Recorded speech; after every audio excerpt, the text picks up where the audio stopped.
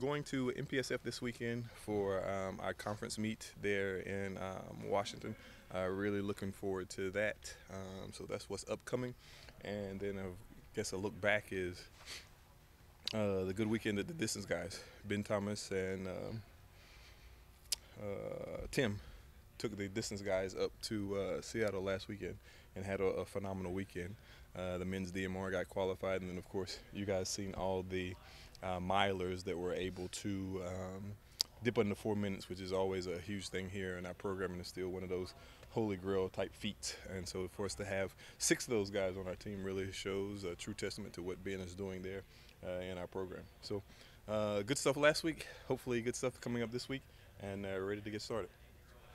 Robert, with the NCAAs coming up so fast, I mean, is it a balancing act at the MPSFs going for a win versus hoping to get more qualifiers?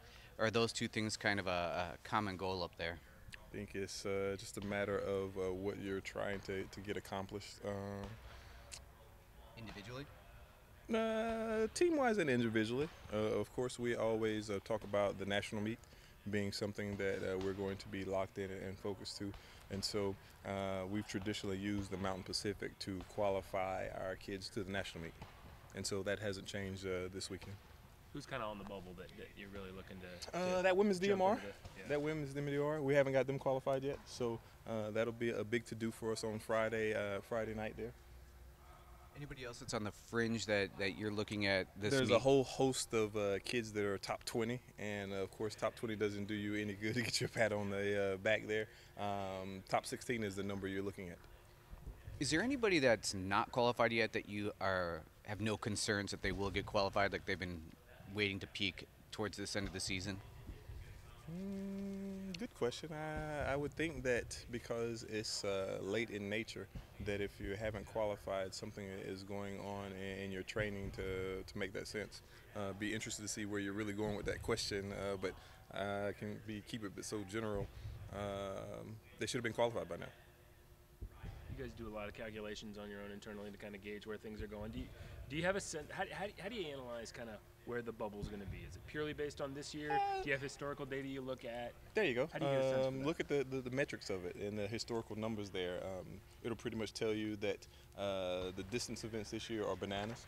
For 435, 436 to be the bubble for the mile is crazy. For 3 or 751 or 2 to be the bubble, and the 3K is absolutely bonkers. So certain events just get hot, and those are the events that are hot. And when you go look at that historical data, those times that I just told you are 2 to 3 seconds faster than the historical data tells you. Is that you see that as a trend line, or is it just this year just more kind of an outlier where a lot of people are putting together good times? Yeah, a couple of years ago it was a 60-meter dash. Yeah. So it just goes in ebbs and flows. And so does that make it more challenging in those events to get a sense of kind of what you need to do in a weekend like this? Actually, no, not really. The more challenging things is the conversion stuff. That's a big bone of contention for a lot of people. So the conversion stuff. So for example, you can go run on a 200-meter flat track, which we have not done, and get 7 or 8 seconds there in the DMR. You can do those same things in the mile. You run on at altitude on a 200-meter track or a bank track or whatever it is, and get a huge conversion there. So just depends on how you look at it. Sometimes those converted times don't necessarily match up when you're in head-to-head races. So is there still is that Sunday night every year still where you kind of think you know what you're to expect, but you really don't? Yeah, and then you have the declarations. Jess is in the mile, the 3K, and then of course, like I said, the DMR. She's going to run that this weekend, and so probably highly unlikely for her to do all 3 of those.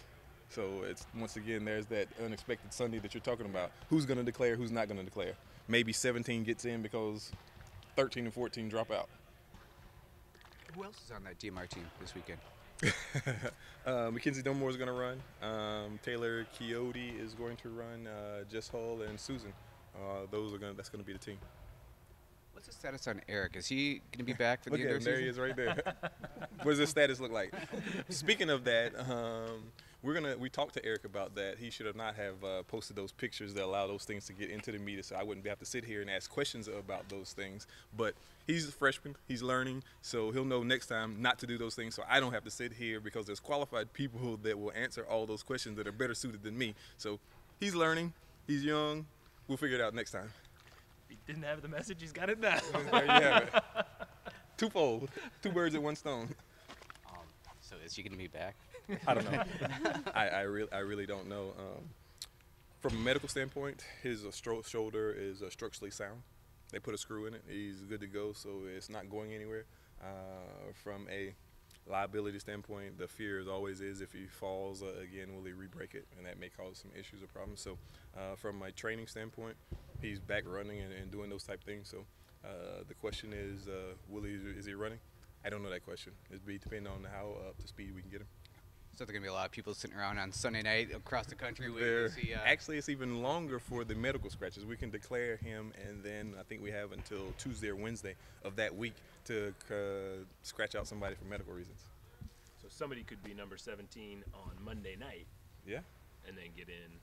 This is true. Yeah, man. This is true. All the way up until Or Wednesday. not. Or not.